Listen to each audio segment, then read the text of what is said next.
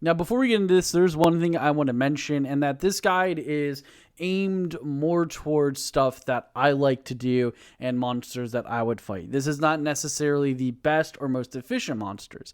And on top of that, I do want to make an honorable mention to a specific a specific training spot called the Abyss.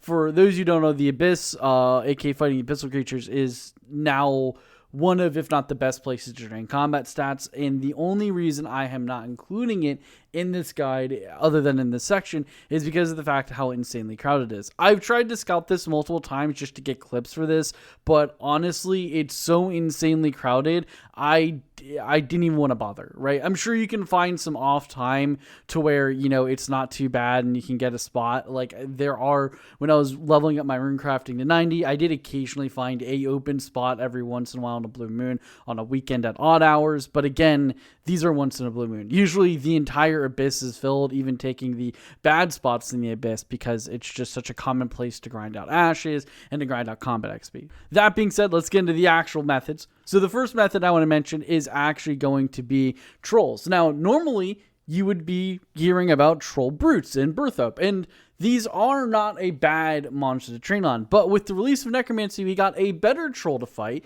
called Ghostly Troll Brutes. Now, these bad boys are weak to water instead of air, but this isn't that big of a deal. The main thing here is that they have a lot more HP, and they have relatively the same defensive stats, and they're safe spottable. All three things are really good. Per kill, you're going to get about 90 XP each, which is pretty big. And they also drop some useful low-level herbs for Iron Men, so that can be pretty useful themselves. And again, like I said, they're safe spottable and they're weak to water, overall making it a very, very good spot to train in from 1 to 40, or even 1 to 30 if you want. But personally, I stayed here up to 40 on a test character, and it was no problem.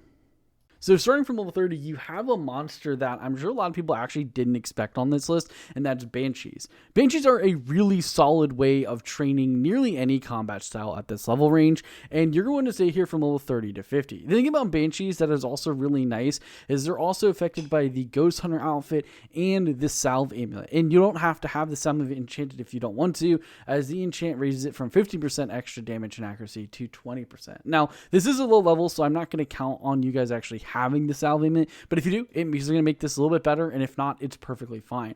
Banshees are really solid. They're close to a bank, so if you never need to restock on food, you can do that. You can also get some Slayer contracts for them right out front of the Moritania Slayer Tower pretty easily, making them a very solid spot to train in. You get about 217.5 XP each, so you're going to want to stay here from level 30 all the way up to about level 50, or you can stop a little earlier to go to the next spot. From level 40, we're now going back to the classics, and this is Ogres, just kind of next to Yanil. These guys are safe spottable, making them, really, you can come here at any level if you want to, but your accuracy is going to be too low. At 40 is when they start becoming basically viable, and it's going to be a nice change of pace from the Banshees, who are probably going to do a fair bit of damage to you. The Ogres are nice, like I said, you can safe spot them fairly easily, and you can just sit here with some air spells and just kind of AFK-ish, not full AFK, but kind of semi-AFK while killing them. Really solid monsters to kill. They drop some big bones, which are whatever, but they also drop some charms fairly frequently, not super often, but fairly frequently for low levels. They give you about 240 XP each, which is only slightly more than Banshees, but it's like I said before, the main appeal is the fact that they are easier to kill thanks to being weak to magic, and on top of the fact that they are safe spottable, meaning you're not going to really use many resources as well. You're going to want to stay here from level 40 all the way up to level 60, to which you're going to go and want to move on to the next spot. From level 60, we go back to the true classics, and I mean back in the really old days, like pre-EOC days. We're talking about Earth Warriors. Now, this one kind of caught me from left field when I was first looking into just monsters in general, because I never thought in my life would I see Earth Warriors become a viable training spot again, but yet here we are, and they are amazing. These bad boys drop 482.5 XP each, and they are also safe spottable. You can safe spot 2 of them at a time, and then even drag others into the safe spot if you want to, making it so that you don't really need to bring any food. And even though it's in the wilderness, you're automatically opted out for PvP, so you don't have to worry about taking any damage. They are weak to water as well, meaning you can kind of shred them fairly easily without having to worry about having too much accuracy on you, making them just a little bit better, and you can get a good bit of XP here. You're going to want to stay here from 40 all the way up to 70, at which point you're probably going to want to move on to the next stuff, which we are going to talk about next. Now, from level 70 is when things get a fair bit interesting because we're going to now have a variety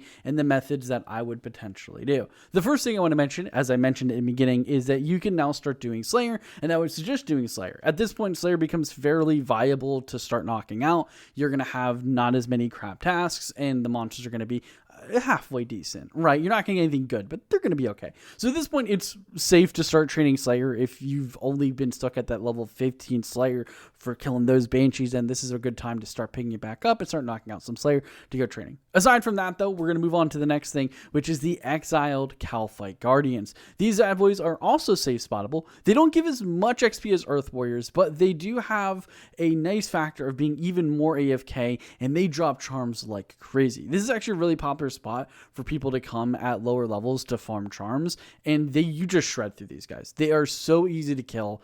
They're so chill. They're so AFK, and you don't need any food. I would bring some food just to be safe, but if you can look on screen now, if you can go to this one spot very close to the entrance and just save spot 2 of them, and you'll always be fighting one, making them a very solid monster to fight. You're only going to get about 350 XP per kill, which is 132.5 lower than the Earth Warriors, but like I said before, you kill them very quickly. They are full safe spottable, and it's just a lot more chill in my opinion, and I much prefer these guys from 70 plus until we get to the next spot.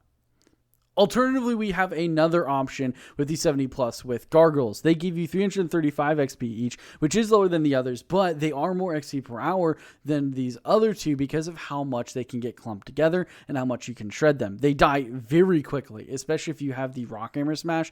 The only caveat here is you do need to have 75 Slayer, but they're weak to water, meaning that you can shred through these guys like butter, even with like a Vanquish, and just destroy them. They die like it's nothing. You burn through them like butter, and you just can get a nice fat amount of XP per hour here, and they are automatically aggressive, similar to the Earth Warriors, making them a solid place to stay.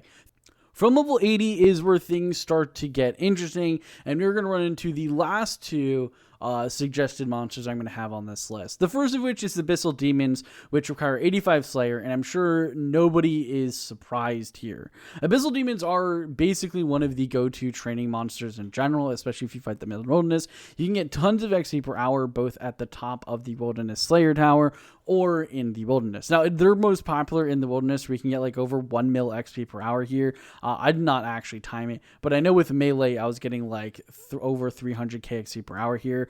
Did not time my XP per hour while training with magic, but you can get a fair bit of XP per hour here with magic. Similar to Gargles, you get some nice alchables here.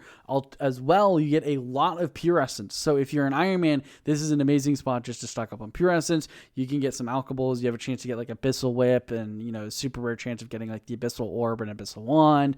Just some nice little variety and stuff. They're mostly just super AFK. If you have an aggro pot, you can do a lot of XP per hour here. They're super nice overall.